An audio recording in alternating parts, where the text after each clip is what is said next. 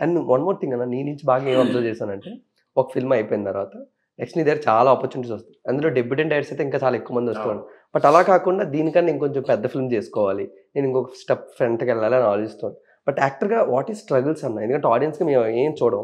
But మాకు cinema వచ్చింది సింపుల్‌గా జడ్జ్ చేస్తాం. సినిమా ఇలా ఉంది, అలా ఉందని. బట్ యాక్టర్‌గా what is your struggles? And ఇప్పుడు ప్రొడ్యూసర్‌గా కూడా బాధ్యతలు పెరిగాయి. ఇండస్ట్రీలో ఎన్నో సినిమాలు వస్తున్నాయి ఇప్పుడు. ఎన్నో సినిమాలు వస్తున్నాయి. అన్ని సినిమాలు హిట్ అవ్వాలనే తీస్తారు భయ్య. కానీ 100 సినిమాల్లో ఒక 10 హిట్ అవుతాయి, లేదా 6-7 హిట్ అవుతాయి. మిగతా 90 మొత్తం పోతుంది, లేకపోతే యావరేజ్ ఉంటే కొన్ని సినిమాలు బాగుంటాయి కానీ థియేటర్కి వచ్చిన తర్వాత అది హిట్ అయిన విషయం, అంటే అది బాగుందనే విషయం కూడా తెలిసే లోపు థియేటర్కి వెళ్ళిపోతాయి. ఇవన్నీ ఉంటాయి. సో అన్ని క్యాలిక్యులేషన్ ఉంటాయి. యాక్టర్గా నాకు ఎక్స్పీరియన్స్ అయింది ఏంటంటే depressions.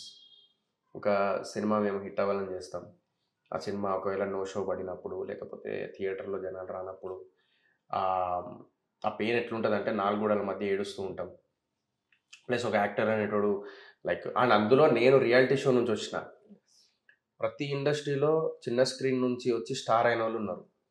But in Telugu film industry ఇంతవరకు ఎవ్వరు ఇంకా ఒక మంచి పొజిషన్కి రాలేకపోయారు.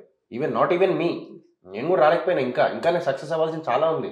ఇంకా నేను ప్రూవ్ చేసుకోవాల్సింది చాలా ఉంది. యాక్టర్గా ప్రూవ్ అయినా మిస్టర్ ప్రెగ్నెంట్తోని, లేకపోతే లక్కీ లక్ష్మణ్తోని ఓకే ఈడ యాక్టర్ అని ప్రూవ్. కానీ ఒక హిట్ కొట్టి, ఒక రీల్లో ఒక హిట్ కొట్టి అరే మా సెట్ అయిపోయింది అనేటట్టు ఇంకా రాలే అది.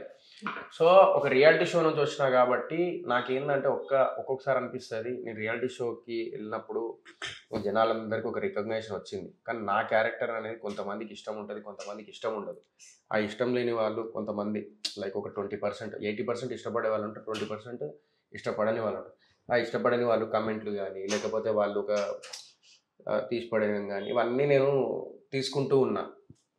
సో యాక్టర్గా అది కూడా తీసుకుంటున్నా. ప్లస్ లైక్ సినిమా మధ్యలో ఇప్పుడు ఇది 65% అయిపోయిన తర్వాత ఒక చిన్న సిచ్యువేషన్ వల్ల నేను ప్రొడ్యూస్ చేయాల్సి వచ్చింది. యాక్చువల్లీ ఫస్ట్ నుంచి there was like producer, but ఆయన సినిమా పాపం ఇది ఆయన తప్పు కూడా కాదు, but situation is was like that. So అప్పుడు నేను ఎంటర్ అయ్యి, లేదు మా పాషాబాయ్ నేను ఉన్నాను, నువ్వు టెన్షన్ పడకు, నేను టేక్ ఓవర్ చేస్తాను నేను అని చెప్పేసి, ఇంట్లో డాడీది రిటైర్మెంట్ పైసలు, నేను సంపాదించిన పైసలు ఒక 13 లక్షలు ఉండే. 13 లక్షలు కాదు, 13 + 5 ఎంత 18 లక్షలు ఇంట్లో క్యాష్ ఉండే. మా డాడీ ఏమో 20 లక్షలు ఉండే.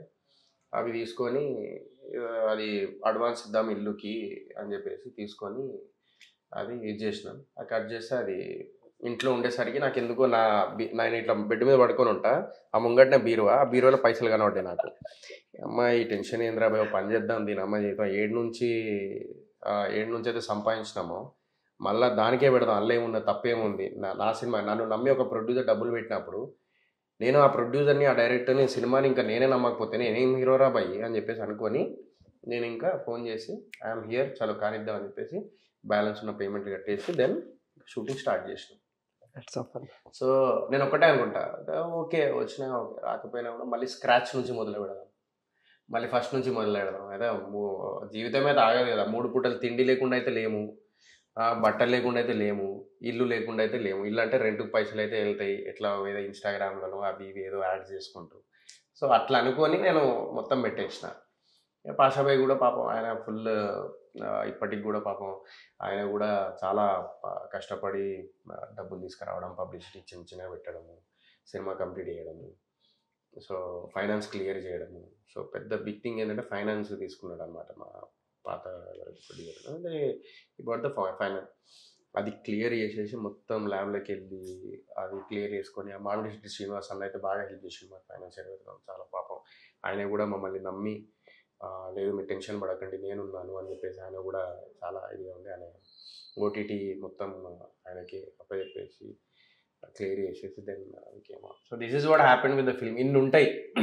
సో బూట్కట్ బాలరాజ్ ఏంటంటే పెద్ద ప్రొడక్షన్ కాదు, పెద్ద సంస్థ కాదు, వెనకాల సపోర్ట్ ఉన్న సంస్థ కాదు. బూట్కట్ బాలరాజు అనేది ఒక అందరి కష్టం. ఈవెన్ డైరెక్టర్ 2 సంవత్సరాలు కేటాయించిండు పిల్లల ఫీజు అని అదని ఇదని ఫోన్లు చేస్తూ.